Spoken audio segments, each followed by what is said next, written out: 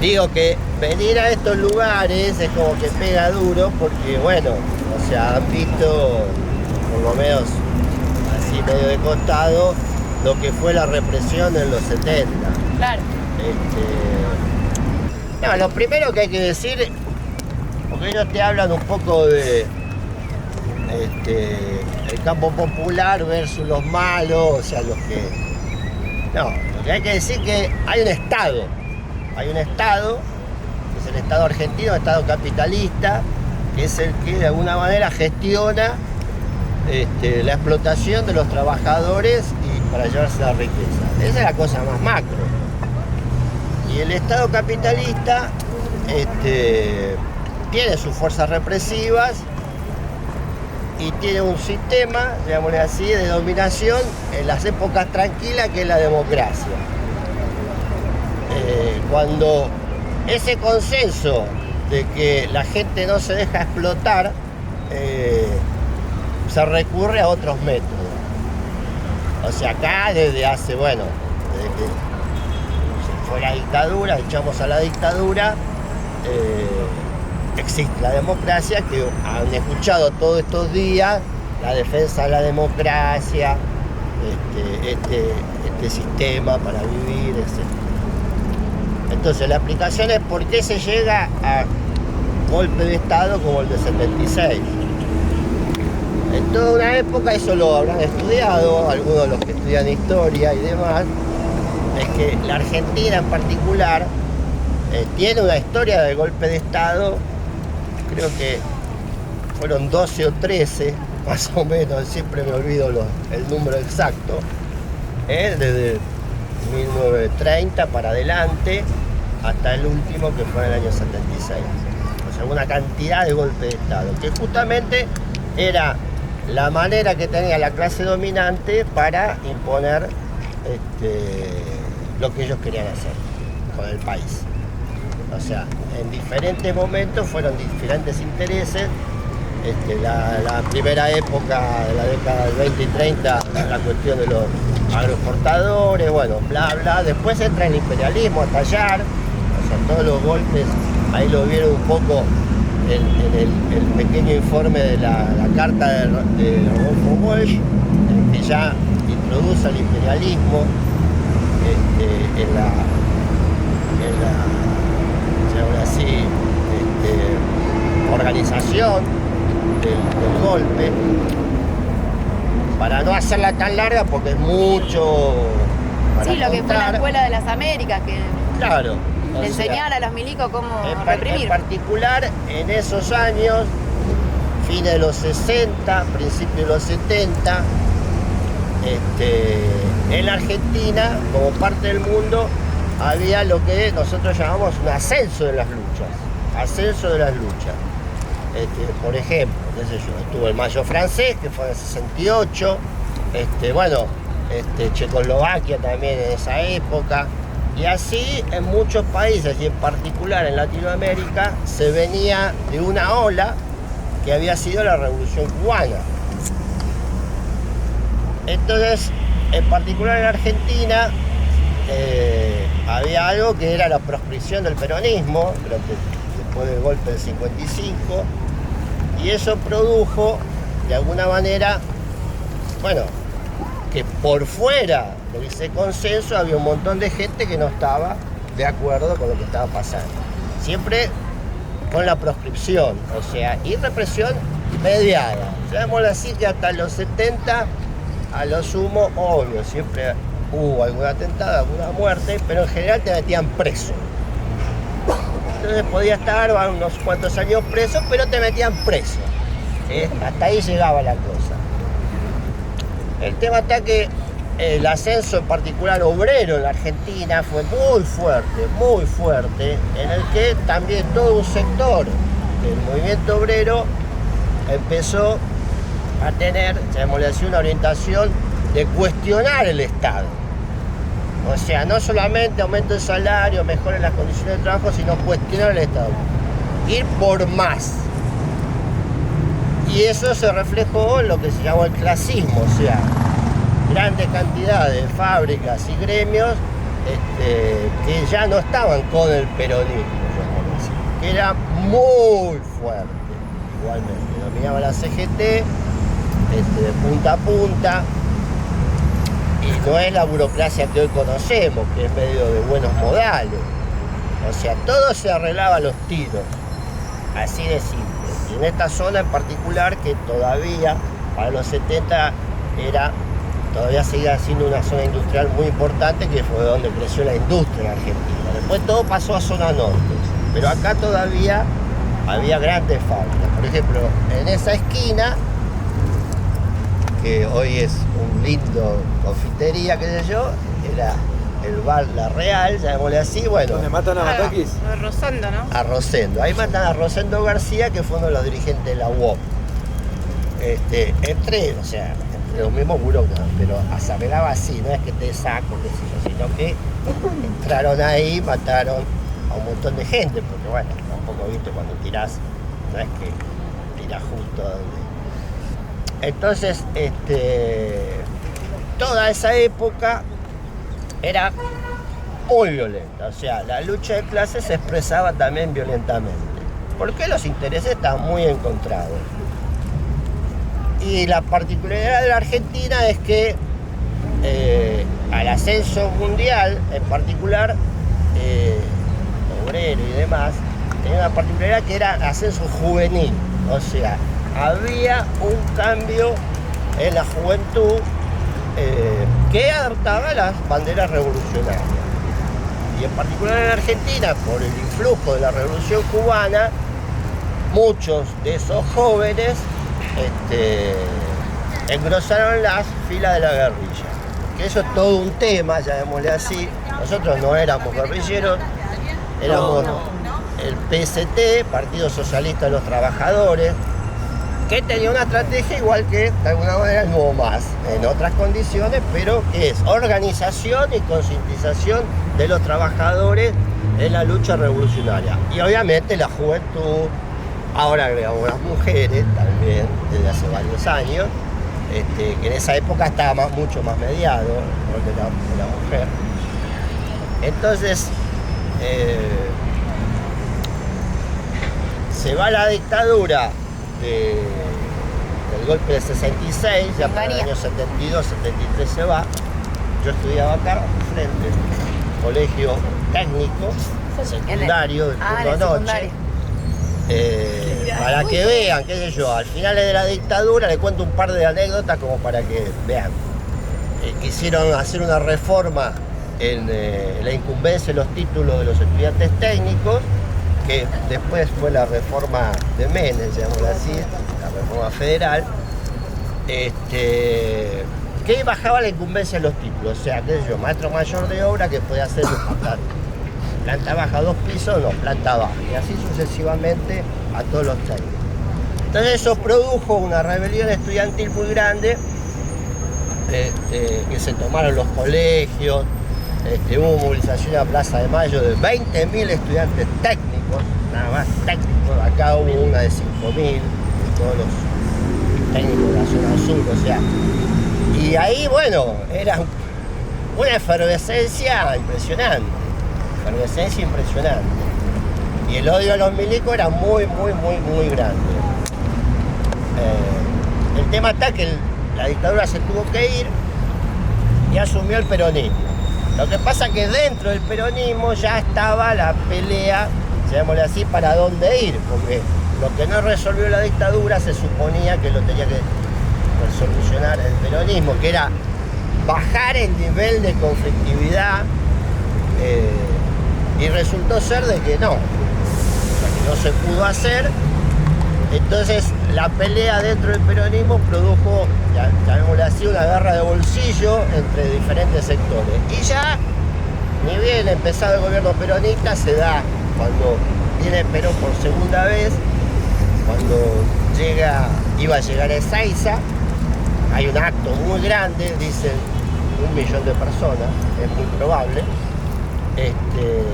Y ahí se enfrentaron lo que Eduardo decía, la CNU, el CDO, o sea, la derecha peronista con lo que era la organización guerrillera del peronismo, que eran los montoneros.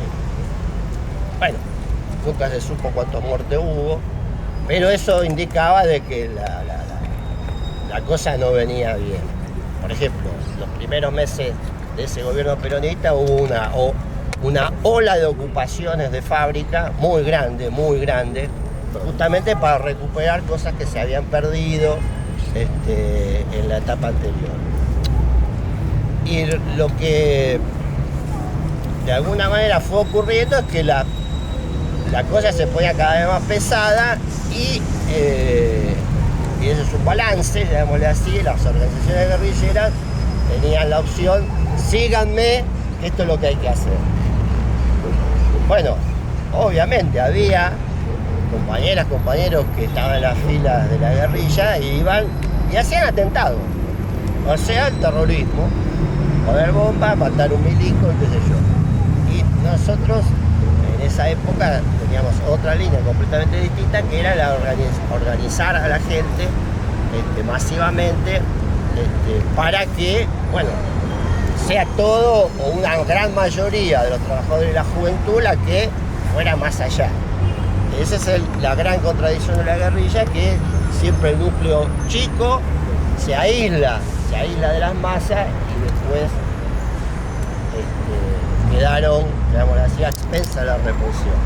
Hay una anécdota así también, de que ya para fines del 75 los montoneros pasan totalmente a la clandestinidad, inclusive sus organizaciones de base o de superficie, como era la Juventud Trabajadora Peronista, la JUP, Juventud Universitaria, la UES, que eran los estudiantes secundarios, pasan a la clandestinidad, y se da el caso de que hacen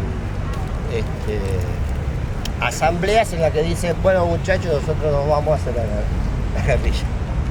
O sea, claro, y dejan a los trabajadores, que eran sus delegados, sus representados, en bola, así de simple. Y se pergeñaba un golpe.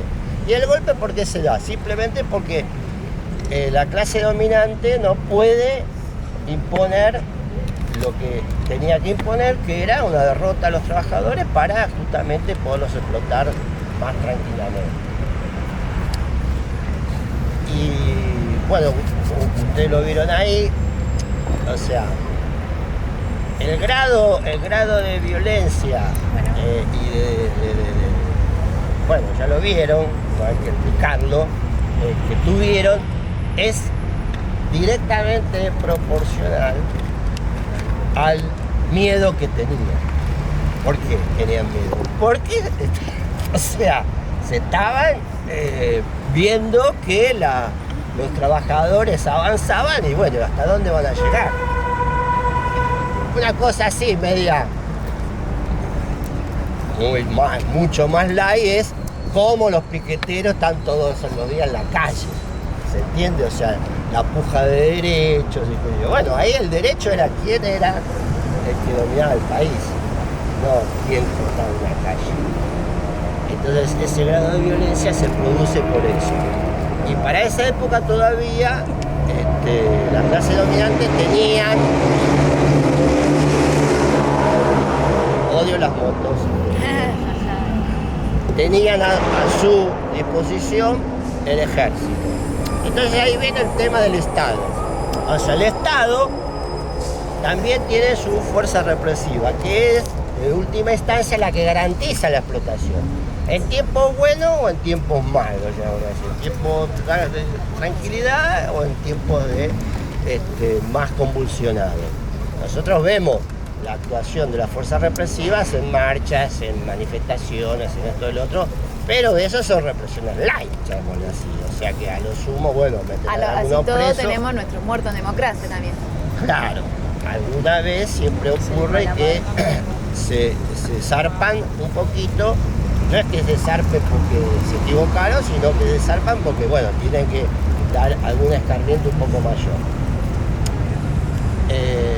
Entonces, bueno, para hacerlo así más rápido, la represión no fue exclusivamente a los guerrilleros, eso es obvio de toda obviedad. O sea, justamente la cantidad de desaparecidos, presos, exiliados y demás, excedía en gran número los que realmente estaban organizados militarmente.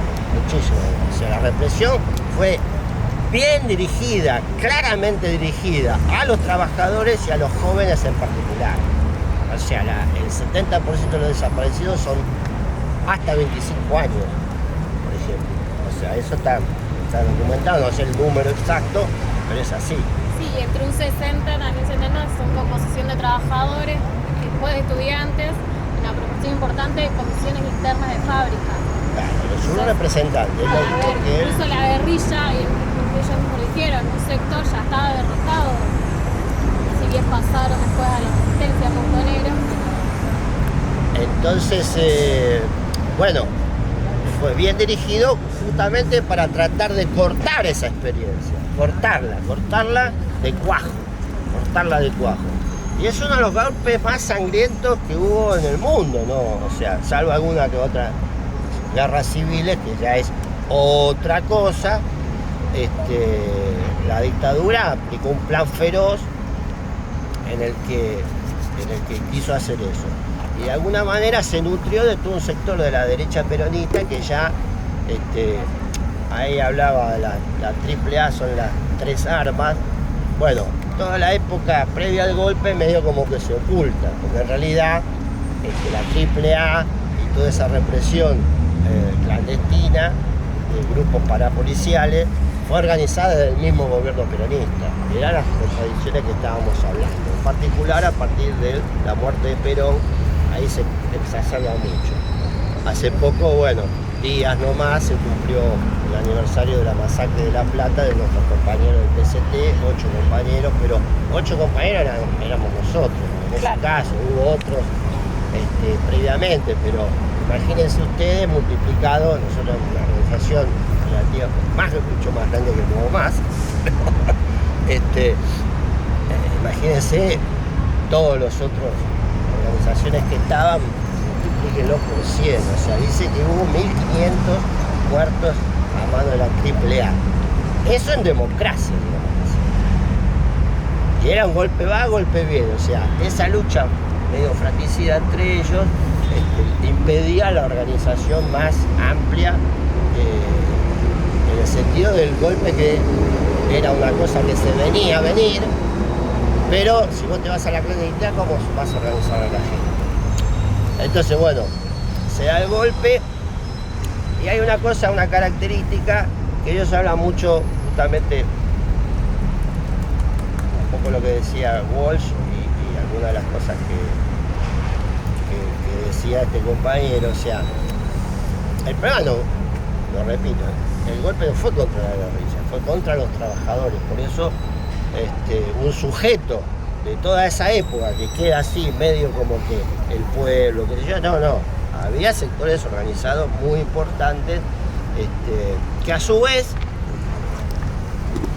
ya instaurada la represión así feroz y todo, una resistencia muy importante justamente de la gente, así de simple. No hay aparato guerrillero que pueda suplantar la pelea, digamos así, colectiva. Y más que eso, la conciencia. O sea, la gente va a pelear si está consciente hacia dónde va. Y esa es una de las grandes críticas que nosotros hacíamos, en particular a Montoneros, que tenía una visión nacional y popular de la cosa. O sea, sí la lucha contra el imperialismo, pero no la lucha contra los capitalistas nacionales, que es hora que fueron parte. Bueno, ahí están las cosas que después salieron, todos los grupos económicos, grandes grupos económicos argentinos, que fueron parte del golpe y hoy, al día de hoy, todavía siguen estando en esa posición.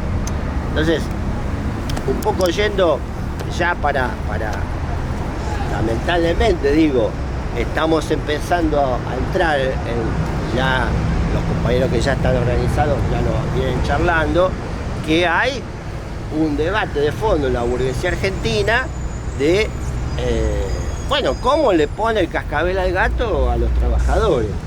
Muchos de ustedes, de los que están acá, vivieron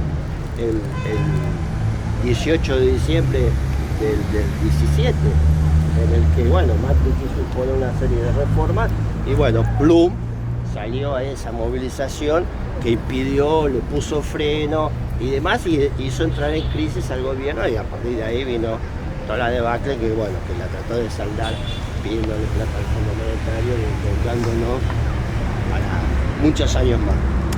Entonces, pero el gobierno de Macri también era un ascendiente de ese debate más de fondo que tiene la burguesía de cómo le pone cascabel al gato y pone la reforma que tiene que imponer. Por ejemplo, no tanto los trabajadores, que acá hay trabajadoras y trabajadores, pero ustedes, que la mayoría son estudiantes, bueno, ustedes ya saben, la Universidad Argentina es casi única en el mundo, es pública, es gratuita, o sea, no existe. O sea, miles y miles y miles de estudiantes todos los años que ingresan a las universidades. Bueno, acá fácilmente tiene que estar la mitad. ¿Para qué? Para bajar la mitad del presupuesto y que, bueno, no haya tantos ni médicos, ni abogados, ni psicólogos, ni ingenieros, y demás. Bueno, el ingeniero capaz que necesita un poco más, pero hay un montón de, claro, profesores de historia, bueno, lo que ellos llaman las carreras humanísticas que han crecido. Los de ¿Para arte, qué carajo queremos todo esto? Esto no sirve para nada. O sea, Los de arte también. bueno, arte, claro, bueno. Entonces, Licenciado en Artes del Macramé. completamente. Entonces, qué sé yo, quisieran solamente una universidad de computación y sistemas, porque ese es el futuro y qué sé yo. Pero no. O sea, está todo. A los chicos y chicas no les gusta eso y van relativamente pocos a esas universidades. Pero bueno, es eliminar eso. Bueno, convengamos una cosa, por ejemplo, para que ustedes, en los 70 casi no había universidades privadas. No había, era así, contadas con... La UCA. Nada, casi nada había, 4 o 5 había, nada más. Y hoy, bueno, hay un porcentaje de matrícula de universidades privadas, como de colegios secundarios privados y primarios privados, muchísimo más grande. Bueno, porque también la burguesía no quería, o sea, uno de los objetivos de hacer las universidades privadas era que los chicos burgueses no se contaminen, así de simple fue también, que no se contaminen de ideas locas, vamos a decir, de que todos somos iguales, y de que la propiedad privada es mala y que tenemos que ir al socialismo. No. Entonces, universidades privadas donde, bueno, te baja la línea y ahí, obvio, hay poco espacio para ideas de izquierda. Entonces, hoy estamos en un debate que la burguesía quiere cambiar el rumbo del país. Esto ya viene de hace años, pero en particular, para poner fechas, el punto es el 2008, donde ya parte de la burguesía dice, bueno, ya pasó el 2001, ya le dimos un par de mango a la gente, la calmamos, qué sé yo, hay un poco más de trabajo, bla, bla, bla. Bueno, es hora de volver a recuperar lo que hemos tenido que ceder. Y eso que no era en los 70, donde los tipos podían perder todo. Por eso el miedo y el brutal golpe. En este caso es ceder un poco, para La retención. que ustedes sepan, las retenciones vienen después del 2001, que las pone Duhalde, el cabezón Duhalde, que es de derecha completa y total, y dijo, bueno, acá retenciones para poder sanear un poco las arcas del Estado y poder empezar a dar, redistribuir la riqueza, como dicen ellos. Bueno, llegó un momento, bueno, no, ya está, ya cedimos mucho. Cuando le quisieron meter más retenciones, pasa, como el quilombo. ¿Por qué? Porque también la estructura del país, desde el punto de vista económico, empezó a bascular mucho sobre el sector agroexportador. Entonces esos sectores dijeron, basta, dejémonos de joder. O sea que nosotros vamos a empezar a mantener otra vez a todo el mundo. Bueno, ya desde ese momento empezó algún tipo de puja. Y vino toda esta trabajo gris y cotidiano de, ahora le dicen campaña del odio, pero no, es campaña de clase, de la clase burguesa contra los trabajadores, contra la lucha, contra los reclamos, contra las necesidades. Entonces, ¿por qué vamos a poner plata que yo en una escuela si, bueno, no, eso no sirve, pongamos plata en otra cosa, o denos crédito barato en las empresas, etcétera, etcétera? Bueno, esa puja se sigue desarrollando y nosotros creemos que el kirchnerismo, que de alguna manera utilizó el tema de derechos humanos como para hacerse una base social que no existía. O sea, Kirchner era gobernador de la provincia de Santa Cruz. Acá no lo conocía nadie. No, de hecho creo porque se bajó Menem de la candidatura a último momento. Claro, bueno, se bajó Menem, pero el tema está que el tipo empezó ya a caminar la provincia, empezó por acá, por Avellaneda. Inclusive yo conozco el que lo acompañaba, que era concejal de acá. Empezaron a caminar la provincia. Y bueno, igualmente, claro, como era Menem, bueno, estaba mal visto, qué sé yo, o sea, entonces todo el peronismo lo apoyó al kirchnerismo, o todavía no era kirchnerismo, era Kirchner, llamémosle así, pero y viene agarró, bueno, derechos humanos, el juicio de la Junta, volvemos contra que sigan los juicios, porque una cosa que hay que decirla así medio la pasada, es que la caída de la dictadura, bueno, tuvo varios elementos, pero uno de los elementos es que la gente ya estaba harta y había muchas luchas y demás. Después, bueno, hicieron de Malvinas, que desde el punto de vista burgués capitalista fue un desastre, ahora sí, no se puede hacer eso como un ejército de un país dominado le va a escupir el ojo al imperio inglés. Entonces, bueno, ahí ya cayó en el descrédito total y eso fue la compuerta que abrió en el 82, bueno, que la dictadura se tuviera que ir sí o sí.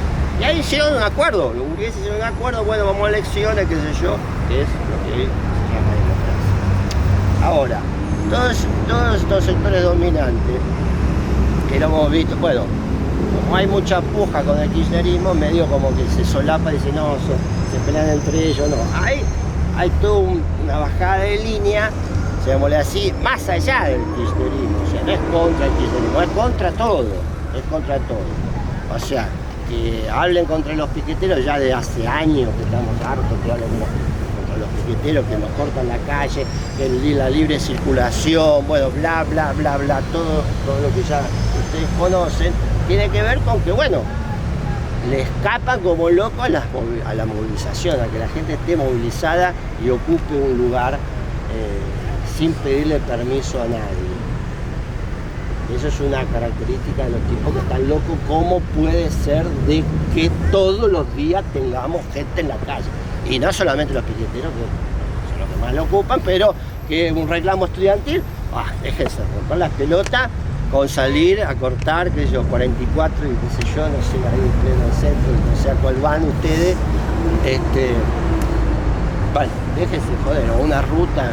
Bueno, hace 2 días, por ejemplo, esta periodista devenida en senadora por Santa Fe, que jamás hizo política, pero toda la campaña mediática la puso ahí, acaba de presentar como la Carolina Lozada, con esa así rubia y muy... Senadora es mucho. Senadora por Santa Fe, aunque usted no lo cree. Pues senador viene de alguien mayor. Senadora por Santa Fe, exacto, así de simple. Presenta un proyecto de ley que obviamente no se va a votar, pero que pone pena de 2 a 4 años a los bloqueos de establecimientos fabriles. Ah, mierda.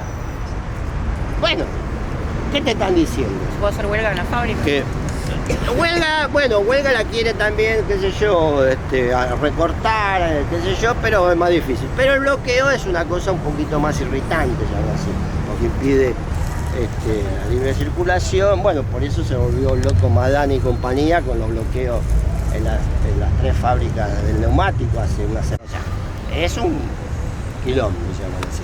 Bueno, pero esas cosas, y está el discurso contra la política, bueno, Milei y compañía, que ya viene de hace años, llamémoslo así. La novedad, en todo caso, que se venía advirtiendo, es de estos grupos que están organizados. Hay grupos organizados que no los conocemos a todos, pero que evidentemente tienen la idea de solucionar los problemas del país con orden. Orden. El orden. Yo te voy a decir lo que tenés que hacer. O sea, no es el orden, ¿no? El auto-orden. No. Yo te voy a decir. Y si no lo haces, vas preso. O te echamos, o lo que fuere. O te echamos del colegio, o te echamos de la universidad y demás. Entonces, que obviamente también tiene que ver con un contexto mundial. Ustedes ya lo saben. Trump es eso, Bolsonaro es eso. Y acá en la Argentina hay un sector de la sociedad, de la amplia sociedad, que también compra. ¿Por qué? Porque está, bueno, mal por su situación económica, por esto, por lo otro. Entonces, es el fascismo, eso son los nazis. Hay que buscar a quién echarle la culpa. Estigmatizar a algún sector, que en este caso son los piqueteros, en su momento fueron los guerrilleros, los políticos. Estigmatizar. Y obviamente le dan al kirchnerismo porque, bueno, a sus elucubraciones la más mala es Cristina. Pero en realidad no es la más mala, es capitalista de punta a punta, lo dijo 2 millones de veces desde 500.000 formas. O sea, que la base de K o simpatizante K crea otra cosa, bueno, es justamente el trabajo de nosotros de sacarle la telera de la cabeza. Pero hay un tema interesante, porque ellos de alguna manera reivindican la lucha de los 70, sí, pero medio lavada. ¿En qué sentido? No reivindican la lucha revolucionaria, no dicen hay que agarrar de nuevo los fusiles, exagerando, ¿no? Pero No firmo. ¿se entiende? O sea, eso le escapan. Todos los ex guerrilleros son parte del Estado ahora, que es parte de todas las guerrillas que se han incorporado al chavismo, en Nicaragua, en El Salvador, en Chile, en Bolivia, en todos lados se han incorporado al Estado. Entonces, claro, no, hasta acá. La democracia es lo más grande que hay, qué sé yo, qué sé. Bueno, Dilma Rousseff, acá está la brasilera, que sabrá, bueno, era guerrillera. Había estado en un grupo guerrillero. Y así el vicepresidente de Bolivia, García Linares, tuvo la guerrilla. Y así sucesivamente tenemos un montón de Pepe Mujica, en los que los tipos abandonaron, o sea, se pasaron del lado de lo que antes ellos combatían. Entonces, claro, es muy fuerte. Ellos no quieren una ruptura del orden burgués. O sea, quieren conciliar. Que en realidad el peronismo siempre fue eso, conciliación de clases. Bueno, es algo que en algunos momentos funciona, cuando la situación económica está tranquila, qué sé yo, pero cuando la situación económica, por ejemplo ahora en Europa se viene un quilombo bárbaro, porque yo ni sé los números ni nada, pero le triplicaron las tarifas en euros. O sea, no tienen con qué pagar la luz, el gas y demás. Le están diciendo báñese una vez por semana. Y 5 minutos. Bueno, quiere decir de que hay muchos problemas. Entonces, el peronismo, y aparte, bueno, nos damos cuenta de que de alguna manera ellos han dejado crecer a esa derecha. Eso es así. O sea, no nos pagamos los boludos. O sea, yo le decía a uno ahí, un compañero ahí que era del PC en otra época, que me saludó al final, que vivía ahí, qué sé yo, le dieron un lugar, lo conozco de toda la vida también, y le digo, bueno, pero ustedes dejaron correr a la derecha, qué sé cuánto, y me dice, sí, la verdad, no, pero yo estoy con lo que decís vos, sí, hay que cortarlo, qué sé yo. Bueno, pero es un compañero de base que no corta ni pincha. Pero el problema es ese, o sea que las bolsas negras, bueno, etcétera, o sea, los planteamientos policiales frente a la... Sí, de hecho, 2 días después del atentado de Cristina le dan beneficio a la sociedad rural. Bueno, claro, O sea, le eso dan el digo, o sea, dólar, soja, justamente, la o sea, sociedad. y aparte, bueno, vienen de un montón, vienen Vicentín, bla, bla, bla, claro, primero el discurso más así radicalizado, pero bueno, después ya Vicentín sigue haciendo, y qué sé yo, y qué sé cuánto, no le tocaron un pelo, y así sucesivamente, es lo que dice Lau, o sea, para sacar los dólares, bueno, le dieron ese dólar, o sea, ellos quieren conciliar, bueno, y más ahora que decían quiere volver de Estados Unidos. el mejor empleado de la embajada, bueno, está claro, o sea, más claro echarle agua, no es el empleado de la embajada, es casi el embajador americano en la Argentina, es el mejor yanqui que hay acá. ¿A dónde nos va a llevar ese tipo? Bueno, ellos lo querrán hacer en el sentido de que, bueno, muchachos, esto es lo que hay que acostumbrarse a comer menos, a vestirse menos, a divertirse menos, etcétera, etcétera, pero bueno, la gente no va a querer. Ahora, esa gente que está así, ya no decía en crisis, se podría decir. Claro, si no ve salida por un lado, va para el otro. Así de simple. Y es pasto a la derecha. Es pasto a la derecha. Así de simple. Entonces, bueno, aparecen estos grupos, o sea que véanse la película El huevo de la serpiente. El huevo de la serpiente, Ingmar Bergman. El huevo de la serpiente. Que bueno, siempre una cosa así, hecha por un cineasta, es como que bueno, me crees más también. Claro, la cosa, no, es re muy buena película, pero entonces se produce el atentado, bueno, y hay una... Obvio, los tipos tienen un poco de sangre y dicen, ¿con qué lo podemos...? Bueno, sacamos a la gente de la calle. Eso o sea, ellos dirigen el movimiento de masa. O sea, el peronismo y el kirchnerismo dirigen el movimiento de masa. O sea, si ellos quisieran, harían un montón de cosas, pero son capitalistas. No lo van a hacer. Ahora, les tocaron, ¿no? El grano, qué sé yo. Bueno, saltando. Bueno, y después se mandaron a guardar de nuevo. Y todo lo del PRO, qué sé yo, lo primero que decían, no, porque la gente en la calle nos tira, como diciendo, nos tira la gente encima. Y sí, no, o sea, si es lo único que tengo, te lo voy a tirar. Entonces, desde el punto de vista de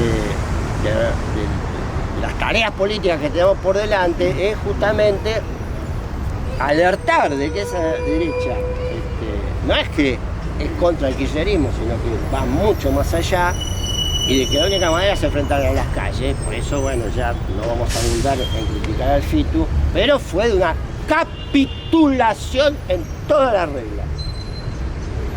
Digamos que normalmente no criticamos de esa manera al FITU, pero porque no movilizaron a Plaza de Mayo el día que pasó lo de Cristina, porque no todos los compañeros son militantes, no bueno, conocen. Claro, yo capaz que salto conocimiento. No, claro, o sea, vos tenés esa posibilidad de salir a la calle, bueno, tenés que hacerlo lo máximo que se pueda y seguir estando en la calle. O sea, si hay huelga, que sea huelga estudiantil, el ejecutivo, vamos a la calle, o sea, vos le tenés que copar los lugares a los tipos.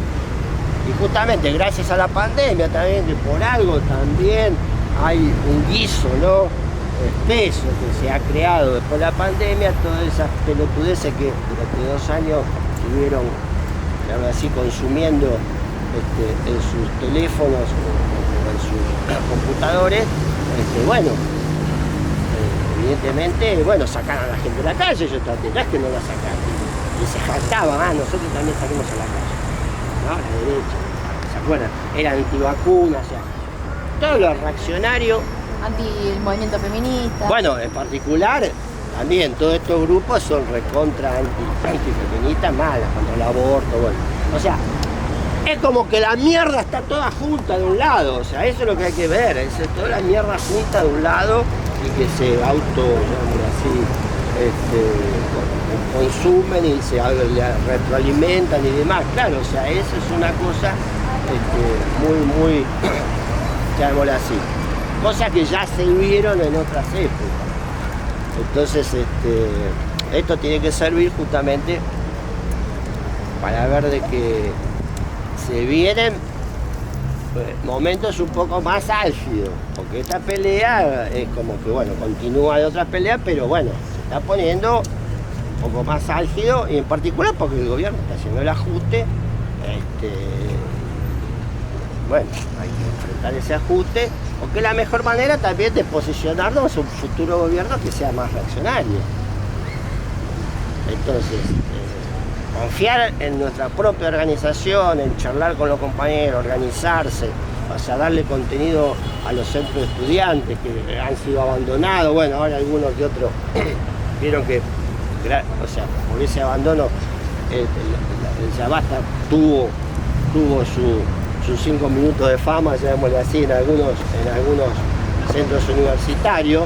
Que bueno, que fue parte de nuestra política también de justamente de no atomizar a los jóvenes, a los trabajadores. Y bueno, en todo caso, en definitiva, la cuestión es que más temprano que tarde va a haber crisis en Argentina, más dura, más enfrentamiento, porque bueno, el tipo está claro que no van a aflojar. Y bueno, el tema de los temas es cómo nosotros tendemos puentes con todos esos sectores que lo vimos en la plaza, que muchos están a las reputeadas con las orientaciones del gobierno, a las reputeadas mal, pero bueno, se dan cuenta, o sea, se dan cuenta de lo que se puede llegar a venir, y que es un gobierno que evidentemente no va a ponerle freno a eso. Entonces, y es 2 más 2 son 4. Si nosotros queremos hacer la revolución y cambiar esto, es con la gente, o sea, si no, nos cocinamos nuestra propia salsa.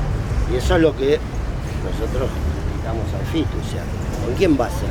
¿Con quién va a frenar la derecha? Con un discurso en el Parlamento. Está todo bárbaro, pero bueno, eso es una parte. Ojalá tuviéramos una diputada, una Castañera, y otros más, para que puedan llevar nuestra voz, que se escuche en más amplios sectores. Pero bueno, en todo caso, la cuestión es, bueno, eso, organizarse y bueno. Bueno, gracias, Chino.